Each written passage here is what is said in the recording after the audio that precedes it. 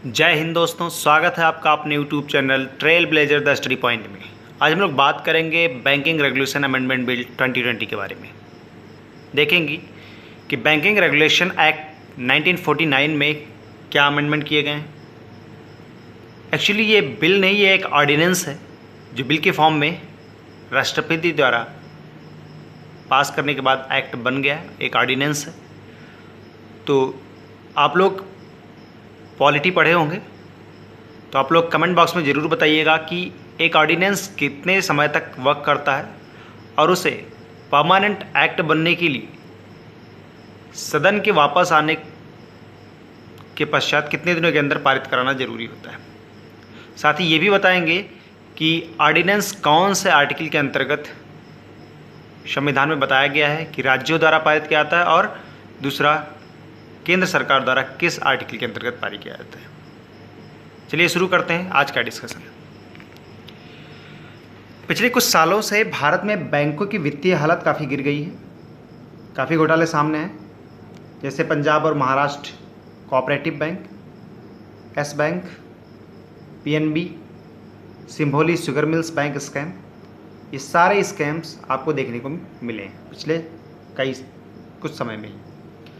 देश में जो सहकारी बैंकों और कॉमर्शियल बैंकों की खराब होती हालत को देखते हुए सरकार हर संभव उपाय कर रही है कि इस दिशा में काम करते हुए सरकार ने बैंकिंग विनियमन अधिनियम 1949 में, यानी बैंकिंग रेगुलेशन एक्ट 1949 में परिवर्तन करने के लिए एक अध्यादेश पास किया है, जिसके कारण भारत के बैंकिंग क्षेत्र का नक्शा ही हमेशा के लिए बदल गया है। आइए देखते हैं क्या चीज़ें हुई। तो राष्ट्रपति श्री रामनाथ कोविंद ने सभी शहरी सहकारी बैंकों और बहुराज्यीय सहकारी बैंकों को रिजर्व बैंक की निगरानी में लाने वाले बैंकिंग नियमन संशोधन अध्यादेश 2020 को 27 जून 2020 को मंजूरी दे दी है। तो एक ऑर्डिनेंस जिसे 27 जून 2020 को राष्ट्रपति की मंजूरी मिली थी।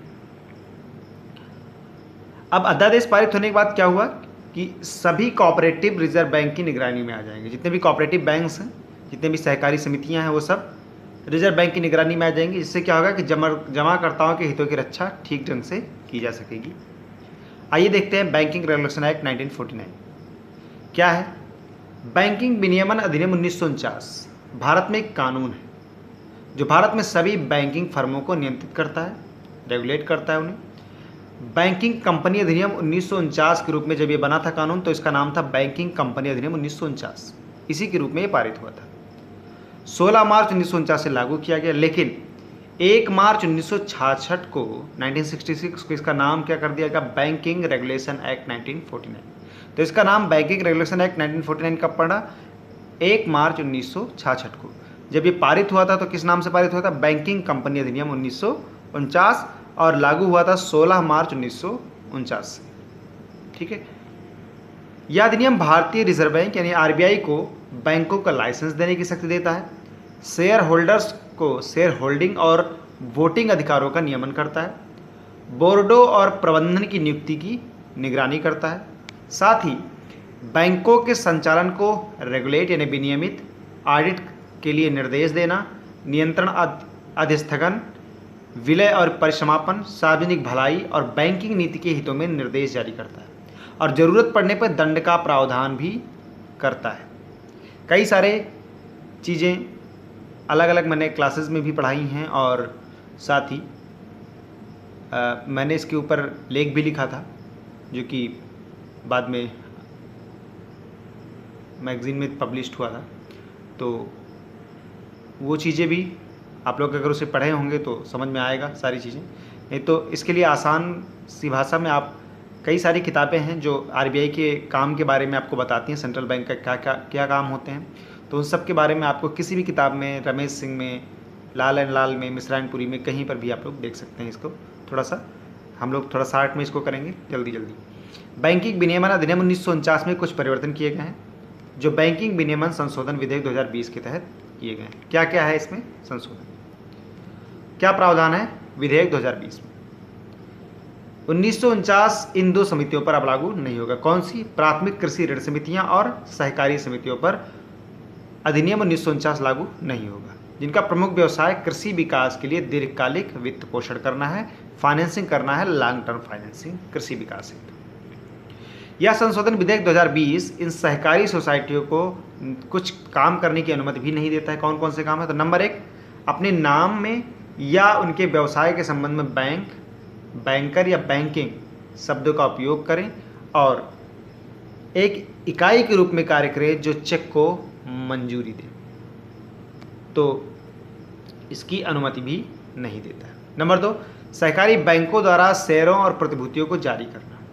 विधेयक यह प्रावधान करता है कि सहकारी बैंक इक्विटी शेयरों, वरीयता शेयरों या विशेष शेयरों को अंकित मूल्य पर या अपने सदस्यों को प्रीमियम पर या संचालन के अपने क्षेत्र में रहने वाले किसी अन्य व्यक्ति को जारी कर सकता है।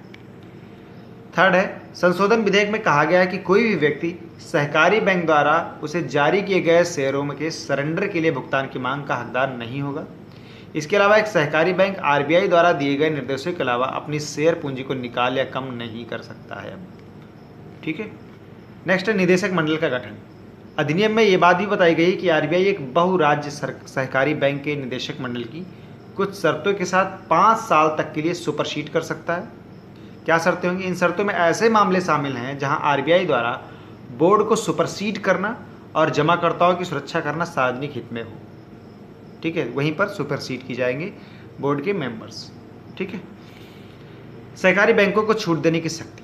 संशोधन विधेयक में कहा गया है कि आरबीआई सहकारी बैंक या सहकारी बैंकों के वर्ग को अधिसूचना के माध्यम से अधिनियम के कुछ प्रावधानों से छूट दे सकते हैं। क्या प्रावधान होंगे? तो रोजगार, निदेशक मंडल की योग्यता और एक अध्यक्ष की नियुक्ति से संबंधित है। इनके चयन में किसको क्या छूट मिलेगी यह भी रिजर्व बैंक द्वारा ही तय किया जाएगा। ठीक है। नेक्स्ट है बैंकिंग रेगुलेशन एक्ट 1949 में कहा गया है कि सहकारी बैंक जिस शहर, स्थान या गांव में काम कर रहे हैं वहां से हटकर ब्रांच रिजर्व बैंक की अनुमति के बिना कहीं नहीं खोल सकते। लेकिन अब क्या है, इस नए नियम में संशोधन का यह प्रावधान बदल दिया गया है संशोधन विधेयक द्वारा। अब बात करते हैं कोऑपरेटिव बैंक के बारे में। संशोधन हम लोग ने देख लिया है, कोऑपरेटिव बैंक देख लेते हैं। एक बार आप लोग संशोधन को फिर से पढ़ने की कोशिश कीजिए, एक बार देख लेते हैं फिर से क्या क्या चीज़ें हुई हैं संशोधन। तो पहला हुआ है नंबर 1, अपने नाम में या उनके व्यवसाय के संबंध में बैंक, बैंकर या बैंकिंग शब्द का उपयोग करें और एक इकाई के रूप में कार्य करें जो चेक को मंजूरी दे। नंबर 2, सहकारी बैंकों द्वारा शेयरों और प्रतिभूतियों को जारी करना। नंबर 3, संशोधन विधेयक में कहा गया कोई भी व्यक्ति सहकारी बैंक द्वारा उसे जारी किए गए शेयरों के सरेंडर के लिए भुगतान की मांग का हकदार नहीं होगा। इसके अलावा एक सहकारी बैंक आरबीआई द्वारा दिए गए निर्देशों के अलावा अपनी शेयर पूंजी को निकाल या कम नहीं कर सकता है। और निदेशक मंडल का गठन। अधिनियम में कहा गया कि आरबीआई एक बहुराज्य सहकारी बैंकों के निदेशक मंडल को कुछ शर्तों के साथ 5 साल तक के लिए सुपरसीड कर सकता है। इन शर्तों में ऐसे मामले शामिल होंगे जहां आरबीआई द्वारा बोर्ड को सुपरसीड करना और जमाकर्ताओं की सुरक्षा करना सार्वजनिक हित में लगेगा। सहकारी बैंकों को कुछ छूट देने की शक्ति भी है आरबीआई के पास। तो आरबीआई सहकारी बैंक या सहकारी बैंकों के वर्ग को अधिसूचना के माध्यम से अधिनियम के कुछ प्रावधानों में छूट दे सकता है। क्या प्रावधान? रोजगार, निदेशक मंडल की योग्यता और अध्यक्ष की नियुक्ति से संबंधित होना चाहिए। और ये छूट मिलेगी यह भी कौन निर्धारित करेगा? आरबीआई। ठीक है, इनके चयन में क्या छूट मिलेगी। बैंकिंग रेगुलेशन अधिनियम 1949 में कहा गया है कि सहकारी बैंक जिस स्थान, गांव या शहर में होंगे उनसे हटकर ब्रांच स्थापित नहीं कर सकते। लेकिन अब इसमें संशोधन कर दिया गया है, ये प्रावधान बदल दिए गए हैं। ठीक है, आई होप आप लोगों को इतना समझ में आ गया होगा। आगे बढ़ते हैं कोऑपरेटिव बैंक के बारे में।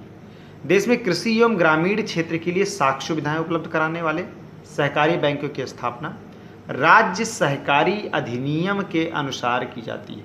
किस अधिनियम के अनुसार? तो स्टेट कोऑपरेटिव सोसाइटी एक्ट के अंतर्गत की जाती है, जबकि इसका पंजीकरण रजिस्ट्रार ऑफ कोऑपरेटिव सोसाइटी के पास किया जाता है। अब अध्यादेश पारित होने के बाद सभी को कोऑपरेटिव जो होंगे वो रिजर्व बैंक की निगरानी में आ जाएंगे। वर्तमान में देखें तो देश में 1482 शहरी कोऑपरेटिव बैंक हैं, जबकि 58 मल्टी स्टेट कोऑपरेटिव बैंक हैं। इन 540 बैंकों में करीब 8.6 करोड़ जमाकर्ताओं के 4,84,00,000 रुपए जमा है, तो काफ़ी बड़ी राशि है। इन सहकारी बैंकों की स्थापना का मुख्य उद्देश्य क्या है? तो कृषि और ग्रामीण क्षेत्रों के लिए ऋण सुविधा प्रदान करना। साथ ही इन बैंकों का मुख्य रूप से ग्रामीण इलाकों में खोला जाता है, जिससे क्या होता है कि वित्तीय समावेशन सुनिश्चित करने में सहायता मिलती है। क्या होता है वित्तीय समावेशन? फाइनेंशियल इंक्लूजन मतलब समावेशन का मतलब होता है किसी भी स्कीम, किसी भी पॉलिसी का उस व्यक्ति तक पहुंचना जो लाइन में सबसे पीछे खड़ा हो, सबसे अंतिम व्यक्ति तक अगर कोई सुविधा पहुंच रही है तो उसे कहा जाता है इंक्लूजन या समावेशन। तो वित्तीय समावेशन का मतलब ये बैंकिंग का लाभ सबसे कमजोर व्यक्ति, सबसे पिछड़ा व्यक्ति अगर उठा रहा है तो उसे कहा जाता है वित्तीय समावेशन। तो गाँव में जो सबसे पिछड़े तबके के लोग हैं उन तक अगर बैंकिंग सुविधाएं पहुँच रही तो उसे क्या कहा जाता है? वित्तीय समावेशन।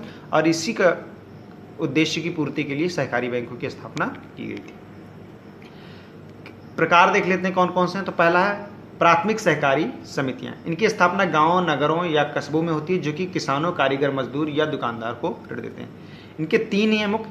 हम यहाँ पे चौथा भूमि विकास बैंक भी देखेंगे, लेकिन आपसे ज़्यादातर क्वेश्चन 3 ही पूछे जाएंगे। दूसरा है केंद्रीय अथवा जिला सहकारी बैंक, सेंट्रल और डिस्ट्रिक्ट कोऑपरेटिव बैंक।